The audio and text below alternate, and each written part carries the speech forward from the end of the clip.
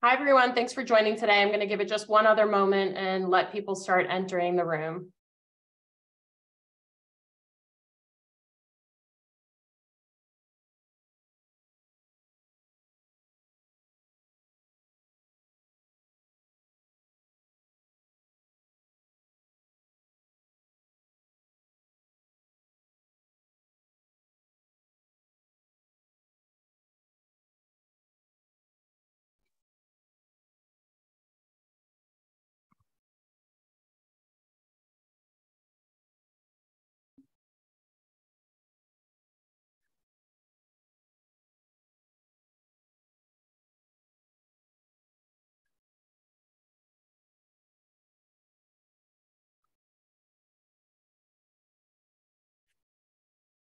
It is much better, Olga. Yes. Great. Okay. All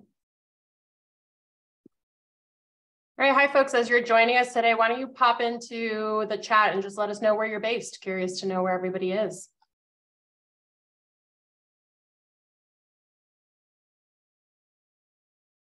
Sweden, nice.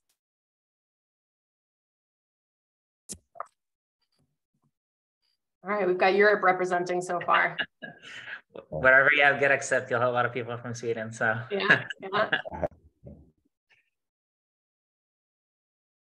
India, all right.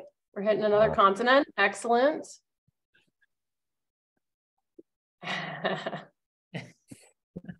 We came with our fan club, not planned. All right, looks like we're starting to get a good group in the room, so I'm going to get started. So thanks everyone for joining us today. You're here to hear about raising the bar with middle performers. I'm joined by an expert panel here of leaders from all different spaces. So I'm going to actually let them introduce themselves, but just so you know, I'm the VP of Marketing at SalesScreen. I'm here to moderate the conversation for today. If you do have any questions, please feel free to put them into the Q&A box and we will answer those once we get to the end of the session. So why don't we start with Ali? Tell us a little bit about yourself. Sure. Thank you so much. My name is Ali. I'm the head of sales at GetAccept. I've been with GetAccept for just over 3 years. I manage the US market. So I manage the sales team, including customer success and the full cycle sales reps as well. Yeah, I am very excited to talk about this topic. It's very close to my heart, especially at those times. So glad to be here. Excellent. And Remy? Hey guys, I'm Remy. I'm the VP of Sales at SalesScreen. I've been in sales since forever. This is my 16th year. I know I started young. I've been with SalesScreen for 9 years, and I head up the global sales team at SalesScreen. And this is actually what we do at SalesScreen. We raise the bar with middle performers. So this is my sweet spot. And Victor. Hi, everyone. My name is Victor. I'm an MD at Winning by Design. I have been here for about 4 or so years. Winning by Design helps organizations, mostly B2B SaaS companies, to help accelerate sales. And so, prior to joining Winning by Design, I had been founded and ran my own sales consulting practice, really working with early stage entrepreneurs to figure out how to build their sales teams. Prior to that, I was an entrepreneur building a sales team. Prior to that, I was a sales manager and then a salesperson. And so, really had a broad experience in sales. And, throughout that entire experience, my biggest lesson is that, when organizations invest in their salespeople, they themselves are more successful. So I see that as part of my, as my role, my primary role. Excellent. All right, so I'm going to move to a conversation style presentation. So we have a bunch of great topics to walk through today. And I think one of the good places to start is let's level the playing field. There's a lot of conversation out there about what to expect in 2023. In some cases, fear mongering of, oh gosh, the recession's continuing. Some other folks that are a bit more optimistic. I'm curious what you all are hearing and what are your actual expectations for this year? Yeah, I can go first. I I think we all read the news from time to time, and we all read our industry articles on LinkedIn, and we've seen that software specifically has been hurting. We've seen layoffs for all kind of the biggest organizations. But I think this is really ICP specific. If your ideal customer profile is within software, what are we expecting? We've shifted focus from growth at any cost to unit economics, right? How can we grow sustainably? How can we kind of manage what we have? And that's perfectly within kind of this topic about motivating no performers. If you're targeting other industries, there are industries that's not suffering as much, right? Look at banking, insurance, telcos. People are always going to want to save money. If you work B2C, that's positive, and those industries are actually thriving. So I think it's really ICP related, in my opinion, at least. Yeah, I completely agree. I mean, I think to echo that, I do think that there is definitely more focus on efficiency more than ever. There is definitely, while I 100% agree that if your customers are if your ICP is within the software industry, it's definitely, it is a challenging time. We have been noticing a lot of companies that work with that are more of a kind of risk takers that think that this is the right time to invest and pour more money to get ready for when things turn around, hopefully later this year. So I do think that there are some anomalies here and there. And then one other, I would say trend that we're seeing with a lot of teams that we work with, a lot of sales teams, the ratio of management to direct reports is changing significantly. Again, most of the layoffs are impacting a lot of individual contributors rather than management. So you have a lot of managers having less people to manage. So it is really the right time to kind of shift our mindset to the training and investing in our sales reps, like Victor was saying here. So I do think that these are really the major trends that we're looking for this year. Yeah, and I echo that. We are one of those organizations that most of our clients are in the tech space. So it is a challenging time indeed across our client base. But I think that what we're hearing from the market is a drive towards much more sustainable growth, right? I think the last few years have been all about growth at all costs, right? And there's been a tremendous amount of hiring, especially in sales and marketing roles. And so I think to some extent what we're seeing right now is kind of a right sizing of that, and then a real focus that in unit economics and making sure that your customer acquisition costs are sustainable relative to the revenue that you drive in. And so that focus on sustainable growth has really led to a focus on productivity of the sales team, having them be able to perform more with less, right? And so, that's definitely a big trend that we're seeing out in the market. So obviously there are some shifts that need to be made. Victor, you just talked about it, the do more with less, which a lot of people are hearing about and kind of moving towards. So how do you prepare and refocus your sales team in response for this shift? I mean, I would say almost like the focus, shifting their mindset into kind of like, we're in a growth mindset now. We're trying to focus on, there's really so much you can control. The market is not that. So I would say probably focusing on growing your team from a knowledge perspective is really that. I would say that's really the best way to keep them motivated. Because right now, if I think lowering quotas is fine or adjusting quotas is fine. That's just normal. But I do think that to keep them motivated, you really need to give them a way that they feel that, okay, well, I'm spending this time doing something. I am growing.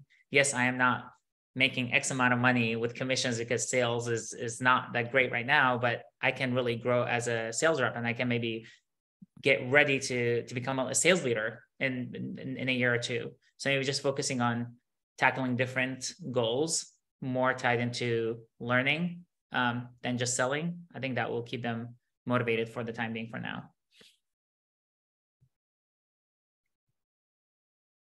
I'm interested to hear your view on this, Victor, before I rant. Yeah, we were talking about this the other day. With the layoffs, there's almost like a new middle, right? Like the middles always exist, right? There will always be people at the top. There will always be laggards.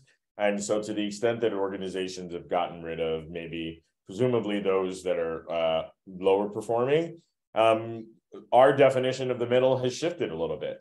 But I do think that what really matters right now and what we found to be most motivating is a real focus on, like you said, Ali, learning, right? But then also on activity, right? The inputs that are necessary to produce the outcomes that your organization is driving towards.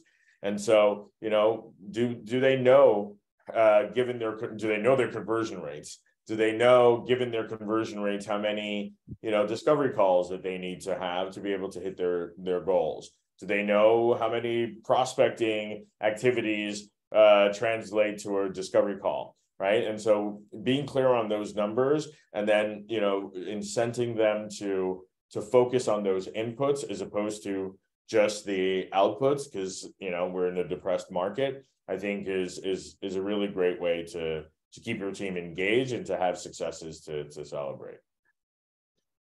Yeah, and that's my answer. But in general, it's like we can look at ourselves, right?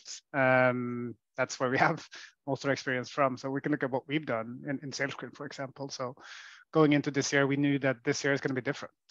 We have to refocus. That's kind of the number one thing we have to do. So how do we refocus? Well, one thing is refocusing our ICP.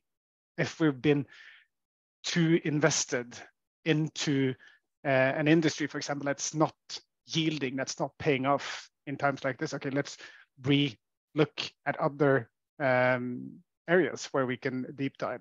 Let's look at messaging. Does our former messaging resonate in this market for this ICP?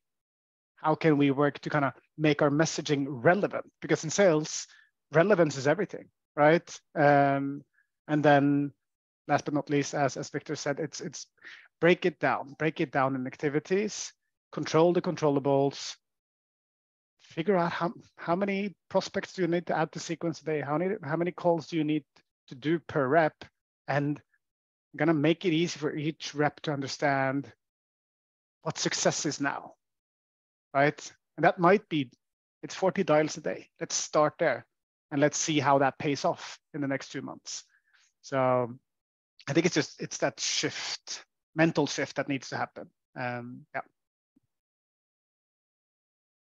And Victor, you talked a little bit about the new middle, and obviously we're here to talk about those middle performers and sort of focusing on that layer to make some headway. What do you all see as those common root causes for decreased performance, whether it's middle or your low performers? And then we can kind of tackle what you do to fix that. Yeah, I'll get started there. So first, just to piggyback on what Remy said a minute ago, ICP, right? So are folks targeting the right types of accounts, right? Do they know who the personas are within those accounts that are part of the decision-making committee? And then, and so I think always starting with a focus on the customer is always something that will enhance conversions and productivity. And then process, right? And so do they know what the next step is in your sales process? Oftentimes we work with clients when we first start working with them. You hear a lot about, okay, so we had a good successful demo, and then I send over a proposal, and I don't really know what to do next, right? And just kind of hoping for the best between that point and a closed deal, right? That process needs to be clear to the entire organization. And then finally, messaging, right? Like, in those meetings, what are the right questions to ask? What are the right stories to tell, right? When I found throughout my sales and sales consulting career that if you can get the team aligned to the right ICP, if you can get them aligned to the right process, and you can get the messaging to be consistent throughout the organization, that usually is almost certainly is going to produce some sort of lift. Whether it's the middle performers or more productive reps. Yeah, that's really important. I mean, I do think that talking to a lot of reps from other companies too, I mean, we're often on demo calls on both sides too. I think that a lot of reps are great. They know, they have the knowledge in the product, but they don't necessarily know the right way to position it when they are actually demoing the product, or how to sell it to customer X versus Y. It's just black and white. So I do think that, I mean, all revolves around learning, really, kind of teaching your sales reps not only how to kind of knowing the ins and outs of your product, but also how to position it properly. And that's not only based on the customer you're demoing this product to, but also based on the time you're in. Right now, we're in kind of in a recession. You need to make sure that you understand how to position your product in a way that's appealing enough that it makes sense. It's not a nice to have tool. It's a must have tool or must have service in this case. So I do think that's a huge, just something completely, maybe aside from this, I think lack of time with management. I've seen a lot of sales reps throughout my career that lose a lot of motivation, and they start really kind of the performance start declining when they lose touch with their direct managers. As their direct managers get busier and busier, and you have more sales reps that you're managing. And of course, there are just the normal worries and anxiety that comes with these times. And I think just acknowledging that really helps. But I do think that a lot of sales leaders don't acknowledge that. And they try to just, beat around the bushes or not talk about it at all. They don't want to make it a thing, but it is. And if you don't acknowledge it, then you're really just, they will share that somewhere else, or they will find a way to kind of like this will just drive them away from being the good performers they are in general. And of course, the most obvious reason is just unattainable goals, which is the easiest to, and it's the one that a lot of people focus on because the easiest to address. Yeah, I echo what both of you are saying. Naturally, I think kind of what I've realized and what I've seen lately, it's if you look at organizations and what differs top reps from middle reps and bottom reps, it's like top reps, you don't come from somewhere else and you're suddenly a top rep. Becoming a top rep it's a long game, right? And most top reps at most companies, they've been there for a while. They've understood the process. They have understood the strategy. They've been a part of the changes. So the changes, the current process sits within them. It's natural. And then you get newer reps in, who's usually the middle and bottom performers. And the reason they're not performing is because it's our fault, the sales leaders. We haven't defined our strategy.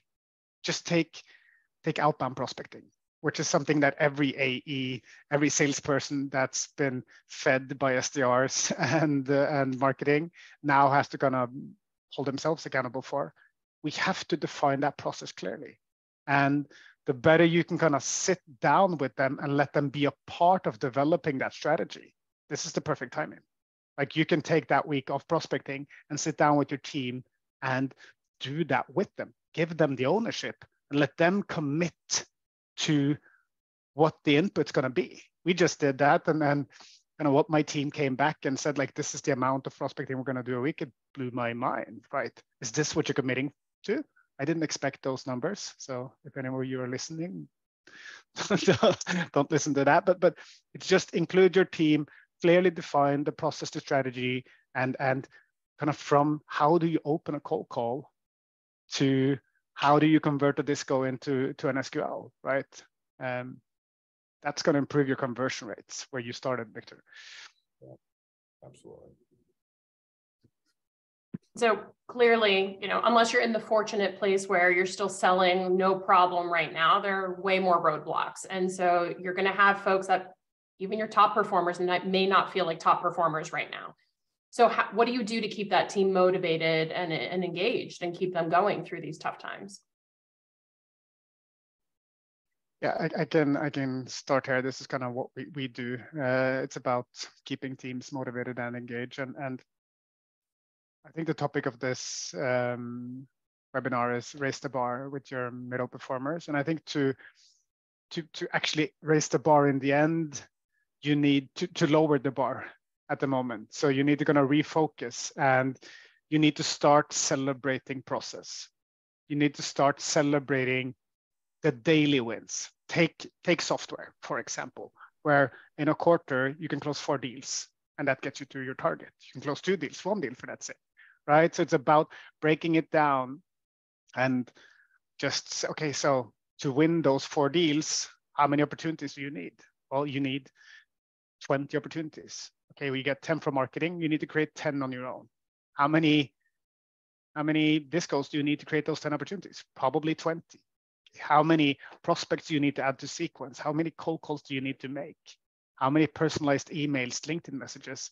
And then break it down per day, per week, per month, and then celebrate getting that weekly call target. Hey, that's a win, right? Because we're never going to get to our targets if we don't make those calls, if we don't book those meetings. It's not going to happen. So activity has to boom right now. That's kind of how we can win, get to our revenue targets, and also give the reps something back. They're seeing that they're accomplishing something. I really couldn't agree more. I think that's really well put. I think breaking down the goals, especially in the way that you put it here, I think that's really key. And also, of course, being transparent on how and why. I think the way that you explained it I would say this is how you should explain it to your team members or your reps, not just giving them the smaller targets, but exactly why we're doing this and why we're celebrating this, so they understand what's happening and how they're driving growth on their own. But then also, I think giving them, and I think this is something, Remy, you just mentioned with the previous question, giving them more ownership of their goals, right? Like asking them what they can do, what they want to commit to. I think this really keeps a lot of reps quite motivated when they feel that they're in control of their own goals, basically. But of course, you provide them with the guidelines. But I do think that the way that you described it makes a lot of sense. And this is really how we should communicate the smaller goals to our sales reps. Yeah, and I think another source of motivation and engagement is our managers, right? Because I really do think that they play such an important role in the experience of each rep, and whether they are, bringing their best to work every single day, or they're frustrated, right? Like, there's the old saying that people don't quit jobs, they quit managers, right? And at the end of the day, I think that means that what the experience that the manager creates for the people below them really defines what they bring to work every single day. And so, I think in this environment, it's really important to invest in your managers to make sure that they know how to coach reps and be able to diagnose the issues within reps, and then put together plans, not just performance improvement plans when things are going poorly, but growth plans, right? And identify areas, storytelling, proposals, stakeholder meetings, right? Pushing for next step, whatever this key skill that there's a deficiency you see in a rep, managers need to be able to diagnose those issues and then put in place coaching plans and exercises that the reps can run so that they can improve on those skills, right? And so if we can not only focus on those activities and then celebrate those wins, but then also arm managers with the skills that they need to be able to motivate reps to improve in their skills. I think that is a really useful way to keep folks engaged and motivated throughout the year. Yeah, and just to kind of deep dive a bit on that, and I think this is a problem in every sales organization, because if you look at, I would say 90% of sales leaders that now has management responsibilities, that's responsible for training other people, they have no management training, right? And this is like, look at me, look at Ali, look at Victor. The reason we're here today is because we were good reps. We were top performing reps at some point, and we were given the baton to say, hey, this team is yours. Make them you, right? And naturally, our team isn't us. Our team doesn't consist of top performers. Our team consists of different types of players. We talk about this in gamification. And we can't apply one tactic and say, look at what I did that got me to where I am today. Copy me. Like, we have to adapt these coaching plans, these development plans. People learn in different ways. So putting time and money in on your managers, and then just letting them learn from each other, share best practices, get your CEO in, and set guidelines and expectations for your managers as well. That's key. One thing I heard you all touch on, and maybe just to elaborate on it, is a level of accountability too, right? You certainly want to invest from the top down, but you do want everybody bought into those goals. So what kinds of things are you doing to really instill that accountability? Like, do you feel that your teams can see where they stand? Like, do they have a view into the metrics themselves? Or are they just given their goals and you kind of like report back? You know, what other things are you doing to hold them accountable? I mean, this goes back to like really the point of being transparent with your team members. First of all, being transparent with why we're doing what we're doing today, or why we're adjusting what we are focusing on, or the refocus, or even like Remy said, if we're lowering the bar today, why are we doing this? Just give them enough information, and then of course being more open and transparent and public with your feedback to all of your reps. I do think that there's a lot that we can learn.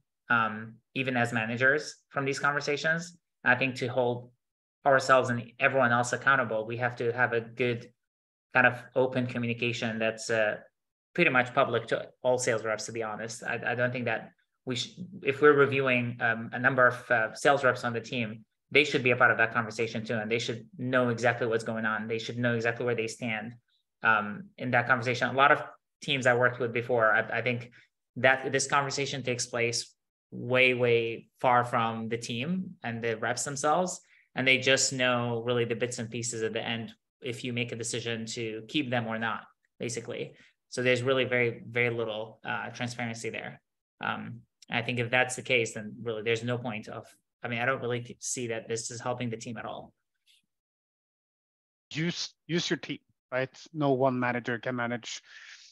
Like they say that the perfect balance between manager and rep is 8, because at 8 you have enough reps to kind of make them to create development, but when you break 9, it goes down, right? So use the strength of your team. Let your best rep show your middle reps how you're going to get to goal, but to do that you need to create transparency, and like leaderboards are the simplest and most idiotic way of doing it, but at least it creates a benchmark in the organization, right? And if you can get corresponding leaderboards to say that why is John or Jen at the top of the leaderboard? Well, it's because they're doing the legwork. They're actually putting down the activities and they have quality in their calls. Okay, let's control the controllables first. Let's visualize it, get them talking, get them interacting with each other, break the silos, and then you're going to get a lot of help from your team. You're going to create a lot of development there.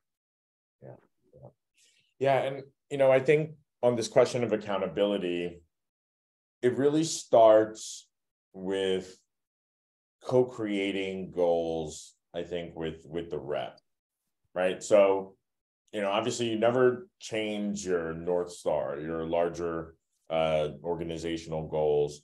But at the end of the day, those goals are a function of activities that the reps do every single day and the skills that they bring to those activities. And so I think all managers should be able to sit down with the rep, understand what is going on with that particular rep, whether they're a top performer, middle performer, or laggard, it doesn't matter. There will be, something that's preventing them from achieving their goal, right? Whether it's, a challenge, a skills challenge, or a knowledge challenge, or it's just an aspiration on the part of the rep to improve, right? I think managers need to be able to sit down with the reps to have a conversation with them where you define what these goals are, right? And that you can and then show them how it directly connects to the outcomes that they're looking to achieve, right? And so if they are bought in and included in that kind of goal definition process, I think accountability is a lot easier, right? If I agree that I need to improve my storytelling skills, right? And so then I'm assigned, you need to go and read 10 of our case studies and then come back next week and present them to us, and then let's role play how you deliver those case studies in a given call, right? Like, I'm going to be much more motivated to do that, and it'll be easier to keep me accountable because I buy into the need, and that I can directly see how improving in the skills ultimately connects to the outcomes that I want to drive. So I think that's a big part of accountability, is just working with the reps to define where there might be areas of opportunity. And there's a lot of sales leaders out there now that heard this, that said, I don't have time for this. We need to get to goal, right? And I think for those sales leaders, I used to be one of them, right?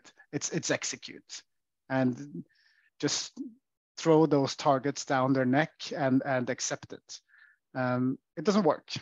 Just simple and easy. And the more we get into Gen Z and Gen whatever, it definitely doesn't work.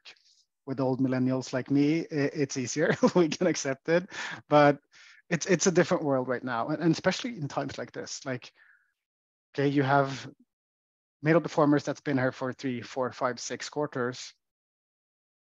You've spent so much time training these guys and girls, right? And hiring a new person, it's extremely expensive. It's like, you're not going to get results in 3 or 4 quarters. Spend time on your current team and help them. That week of going through it, training, coaching, that month, that quarter is going to be worth it. I promise you. Just take that time and spend that time wisely. It's more sustainable. I mean, I think the style that you're referring to, that I think it works, even if it works with us, it works for a very short period of time. I mean, you burn through people really quickly if you go that route.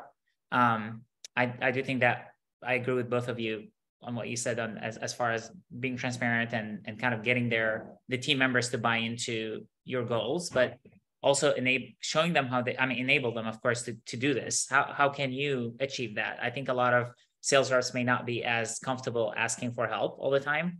So maybe just being very transparent also on how you can achieve X, Y, and Z, or we need to improve this. How can we improve this? So really just enable them. I do think that it's not enough for us to just tell them that this is what we're doing, or this is what we need to do, or even if we get their buy-in, they still need our help. And that's our job. I mean, we're coaching the team. And then of course, being clear about what's going to happen if we hit or miss. I mean, it's not black and white. They should not fear not reaching the goals that you're setting for them, of course. So the consequences could be, well, we will have to change trajectory in your whatever you're based on your performance, where you're going next. Or if you do hit the metrics that we're setting out for you today, this is what's going to happen. So being very clear about what they can get out of this is really also very crucial. I think even if they buy into what we're setting out for them. Yeah, I cringe a little bit whenever I hear managers say that they don't have time for coaching their reps, because I struggle to see what else they should prioritize over that, right? Their success is also tied to the success of the reps, right? And, I don't know any arena where you just kind of shout out goals to people and then leave them to it, and it always works out perfectly. They'll figure it out on their own, right? And so to me, an investment of time in coaching is an investment in the outcomes that you want to drive. And I think most managers know that intuitively, but like you said earlier, they're not receiving the training to be able to coach successfully. They don't know how to run pipeline reviews effectively. They don't know how to run one-on-ones and team meetings effectively, right? And how to build coaching into those touch points. And so, I would like to believe that if more managers had the ability to do this, they would do it. But to me, it's not really negotiable if you want to drive success, or at least if you want to have success that you feel like you have some control over versus just like setting the goal and then, hoping for the best that it all works out. I feel like being proactive is always the better choice. It also, I mean, it does, that's really true. And it starts at the top too. I mean, it's really not only the managers that we have here today. I think if my managers and the CEO of this company, they do not believe that coaching should take this much amount of time, then their expectation is for us to execute more than anything else. And it's our job to deliver, right? If these are the deliverables, then of course I'll tell you, hey, I don't have time for coaching. I have a lot more on my plate that I need to accomplish this month or this year that I think this will probably, if I have any time, I'll get to it. And I do have a lot of friends that actually manage a lot of teams, and they don't really consider coaching as a part of their routine. They don't really, this is not a thing. I mean, even when I tell them that we do like weekly one-on-ones, to them, that's way too much. That's too often. They were like, oh, we do it once a month. And sometimes we skip if it's like a closing month. And I just don't understand how can you stay in touch with your sales reps if you're not even doing your regular one-on-ones with them. And if you're not providing them with feedback and coaching constantly, not just once in a while, and only when things kind of hit rock bottom, because at that point it's way too late. So yeah, it does start from the top. And I do think that not all companies treat this the same way. We have a question, Olga, from Xian, which I think it's an interesting comment question. So what he's saying is this is so obvious what we're talking about, and it can't be anything new. Why are we still struggling when the answers are already there?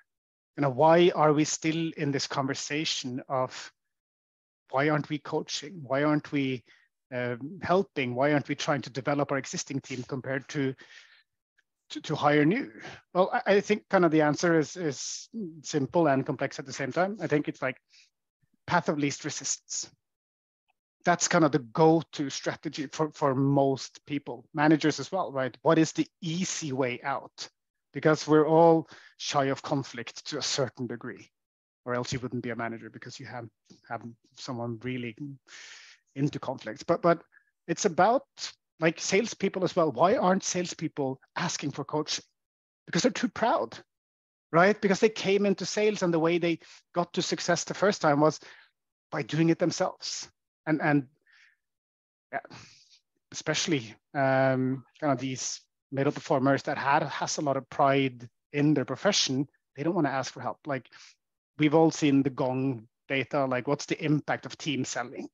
Take that, for example. If you have one person in a meeting from your side, that's a 15% win rate. 2 people, 30%. 3 people, 40%. 4 people, 50%. It's obvious stats, but reps aren't asking for help because they want to manage it on their own. And then I heard one story today, an old colleague that works at another organization now, where if a manager and the rep is in a meeting, they have to split commission. And then it's just like, it's as Ali said, right? It has to be supported from the top. The CEO has to create an environment where culture is we work as a team, we win as a team, and we lose as a team. I think that's the big idea. I think another part to that question that was posed is, you know, does this just point to the fact that they're different people, they think differently, they feel differently, they act differently. So, you know, we're kind of putting out some blanket statements on here are things you can do across your team, but what things can you do to get down to an individual level to really focus on, you know, Ali is going to be motivated this way, but Victor is going to be motivated that way?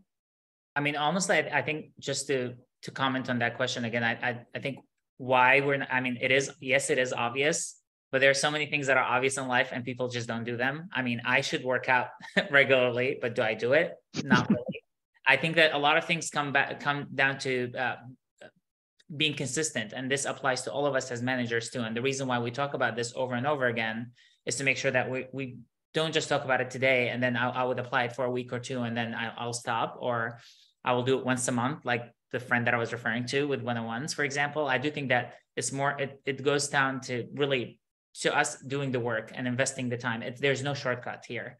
And I think a lot of people think that there are some tips and tricks that I'll follow and it will be very easy. It's not. And it's not that I don't want to generalize. It's not like people don't do this. I do see a lot of successful teams that are really good at doing this, at coaching all of their individual sales reps. and other teams that need to learn from those teams. I do think that we are, even at GetAccept, my team, we're nowhere close to that. We are trying our best to get closer to this, but I do think that it's a learning process. It's something that that's really why we're here today, and that's what we're discussing this. We're all here, we're not teaching, we're actually trying to learn from each other too. It's a discussion. So I do think that's what I'm trying to get out of this. Yeah, I think people are different. And I think that what that points to is a need to individualize coaching. But I think the root cause of why are we having this conversation, even though all of this is still obvious, or among the root causes, is the fact that most managers get to their role from being successful individual contributors. And, this is a broad generalization, but I think it's fair to say that, the skills that make someone a successful individual contributor aren't necessarily the same skills that they would need to be a leader, a coach, a guide of a team of people, right? To the extent that folks got to where they are from their own sheer will and grit and, figuring it out, then, I think there's sometimes an expectation that other people also are on the, will figure it out, right? And then, I think that experience as an individual contributor does point them more in the direction of jumping in on deals, helping to get things across the finish line, really, participating as a rep in an opportunity as opposed to a guide in an opportunity, because they think that that's the most reliable way to hit their number, right? And it's really a disempowering thing for managers to do, although understandable, to just go in and say, look, I'm going to take over and you can't do this by yourself. You need me to do it. Right. And so it's really that confluence of factors, I think, that perpetuates this problem that, folks are brought into management position from being individual reps, and those the skills for management are not necessarily the same as being an individual rep. And that also forces managers to think that their best contribution is through being active in a deal, when, I would argue, and I think the research is very clear, that ultimately the best way to drive results is to coach and invest in skill improvement and knowledge improvement across your team, not just jumping in to save them, because you want to hit your number at the end of the quarter. Mm-hmm. All right. And so we've talked a bit about some softer tactics and skill development, but it's sales. And sales at the end of the day wants to be incentivized and rewarded. And we did have a question from the audience on bonuses, which will always inevitably come up on a call with sales leaders. But I'm curious from you all, what things do you do on either end to incentivize or to reward that good performance? I think public recognition is my favorite, honestly.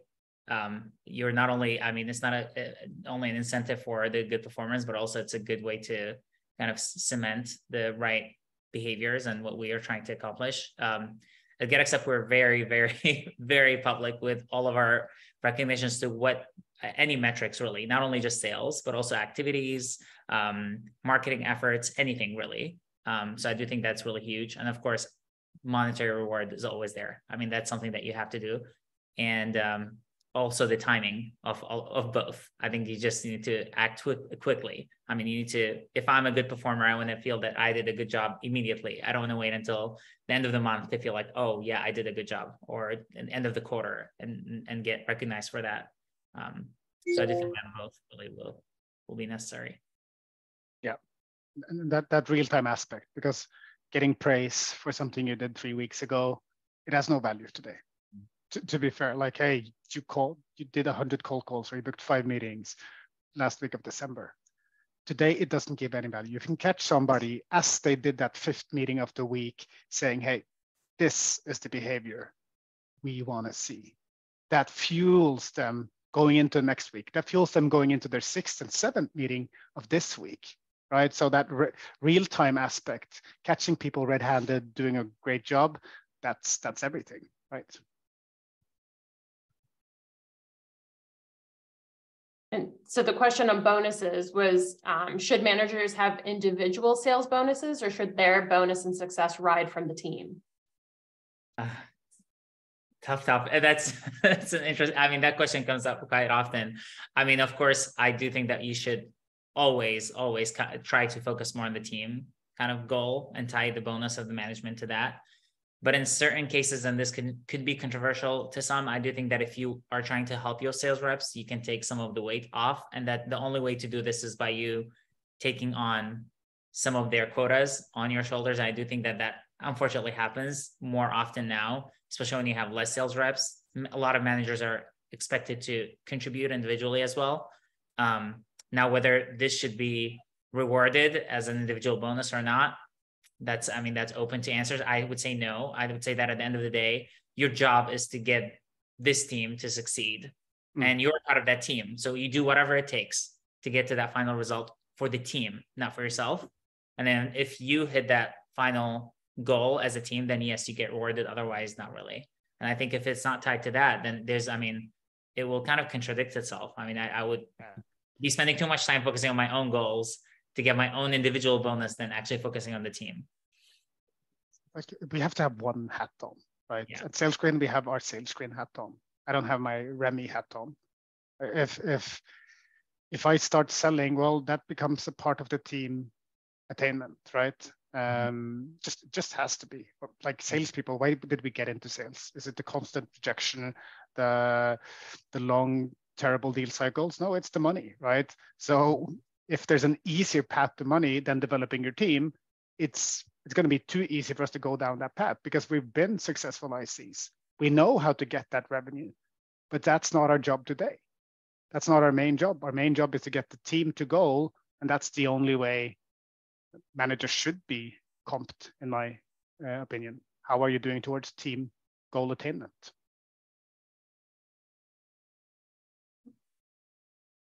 Great. Okay. And as we look to wrap up and move to questions, let's give everyone a takeaway. What would you each say is your top tip on focusing on middle performers?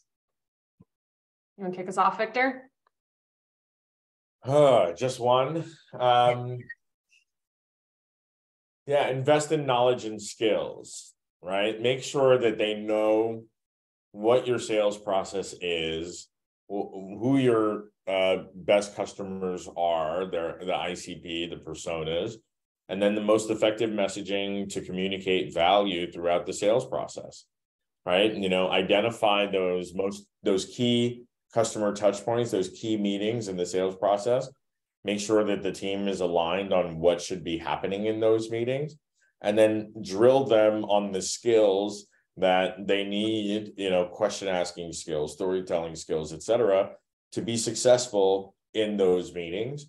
And, I've just never seen that fail. Like, I've never seen it, an organization suffer because they did more to help improve the knowledge and the skills of their team in executing their sales process. So that would be my number one recommendation.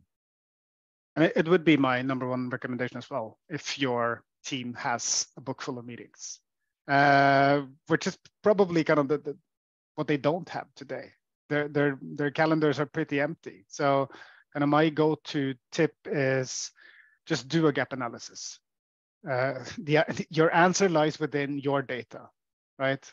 Act on that data, create a strategy for the team, visualize it, gamify it, and give feedback in your individual weekly one-on-ones, where you constantly develop the things that Victor just spoke about, the quality aspect, but also make sure that you have enough quantity. Because if you're doing 4 meetings a month, it doesn't cut it. You need to increase that volume. But when you get into that meeting, you need quality as well. So gap analysis, that's number one for me.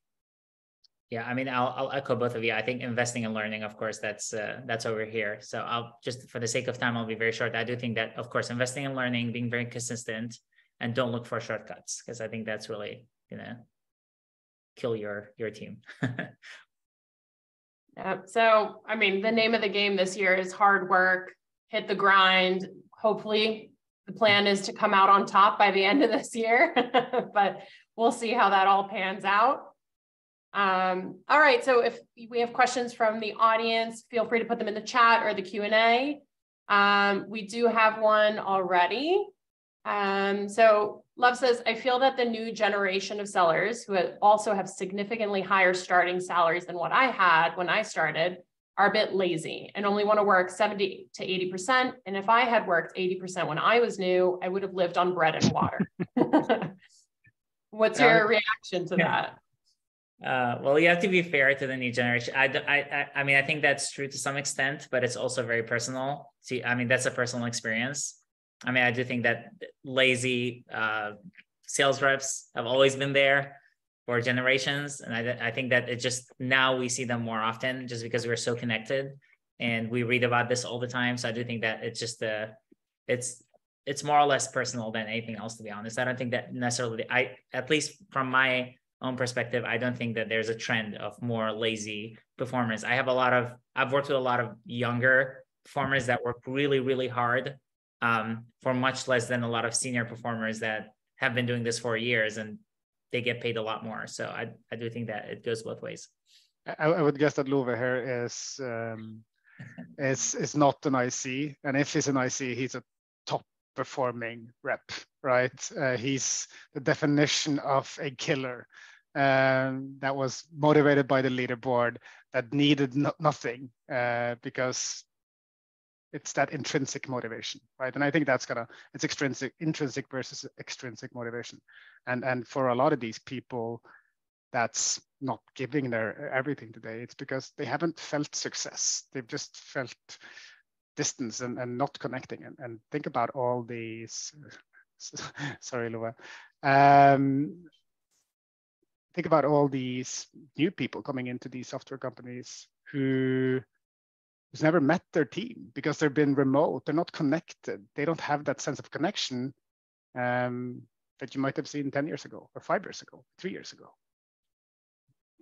Yeah, the foundational requirement of every sales role is hitting the activities that are necessary to produce the results, right? And so, we talked about this already, but the foundation, you should know how many calls you need to make to set X number of meetings to create X number of opportunities to close within a certain time, right? And so what is laziness? Laziness is probably not hitting those activity goals, right? And so, that's a management opportunity, right? That's a coaching opportunity, a learning opportunity, right? And so, first we need to define lazy.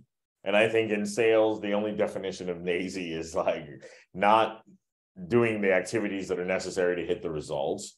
And then to the extent that they are doing those activities and not producing the outcomes that you're looking for, then that's another coaching opportunity around knowledge or skills, right? And so a blanket statement around, what reps are lazy, I would follow up by asking, as defined by what standard, and then what is the manager's responsibility to do something about it, right? It's very easy to tell ourselves stories that justify, powerlessness, right? Or that, it's out of your hands and out of your control because, an entire generation of people are lazy.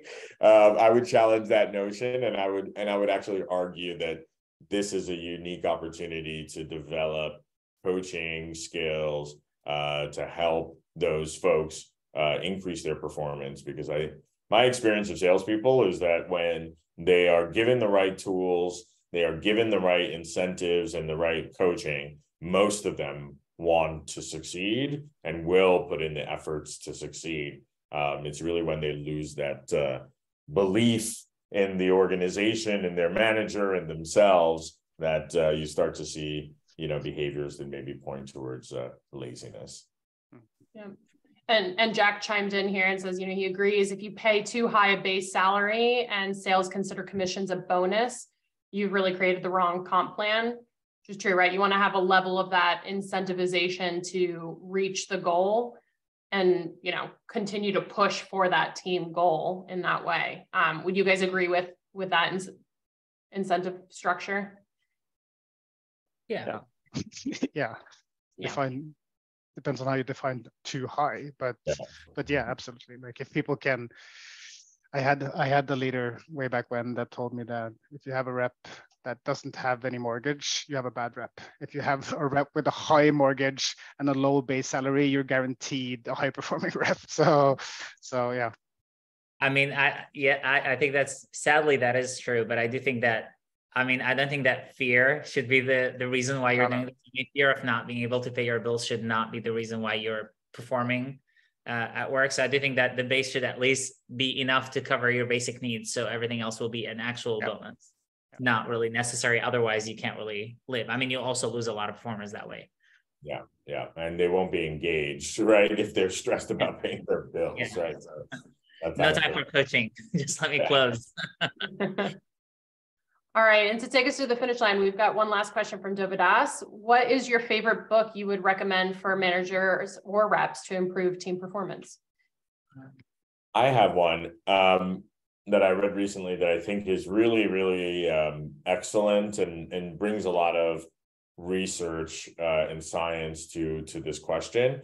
It's a book called Crushing Quota. I don't remember the author of it, but it's an interesting book because it's called Crushing Quota and the cover has like a big lion on it. But then as soon as you open it up, it's like a nerdy kind of, we've done, a bunch of research and studies into what makes the top performing reps and correlated them with like performance outcomes. And these are the most important things that managers need to be able to do, based on the science, right? You wouldn't expect that from kind of like this rah-rah title, but it's actually really, really practical and really useful. And I think really helps managers to prioritize the most important things. They have like these 5 things that every manager needs to do really well that's correlated to success. So I would strongly recommend anyone picking up that book. Yeah, for me, it's like I've read say 10 sales books, and there's 2 sales books that kind of stand out for me for everything. It's Dale Carnegie, How to Win Friends and Influence People. That's just a great being a human being book, and you need that to start with, right? And then secondly, I think The Challenger Sale is extremely relevant in this current climate. It's written post financial crisis, and it describes how the best sales reps just thrived through that period, and we're in the same period now. Mm-hmm. So it's a great book to become a challenger, and I think that's key for any, especially IC, but also for a manager. Have that challenger mentality. Do not accept status quo. Go out and be difficult. Be better. Yeah, for me, I think I'm a big fan of Simon Sinek, so I do love his books. I think that Leaders Eat Last is great. It's a great book for any sales leaders to kind of, it's pulling the focus away from yourself and coaching your team and kind of really putting them on the pedestal. And I think The Infinite Game, his last book, was really, it's a great book to read right now in those conditions where you talk about not having, there are no rules, there are no actual, the goals are always changing, just like the middle performers are kind of, and the bar is changing and moving all the time. Really, you're constantly kind of changing the rules, and the game changes every single day, just like we saw. This conversation would have been very different a year ago. So I do think that this book would be a great way to kind of try to apply that to this year. Excellent. Well, with that takes us to time. So thank you everyone very much for joining. Thank you to our wonderful speakers. We'll be sending the recording out after this. So if you want to share it with any of your colleagues, friends, also feel free to reach out to any of the speakers here. You can find everybody on LinkedIn. Happy to help with any questions you have going forward, and good luck this year. We need it. Thank you, everyone. Bye. Bye, guys. Bye, everyone.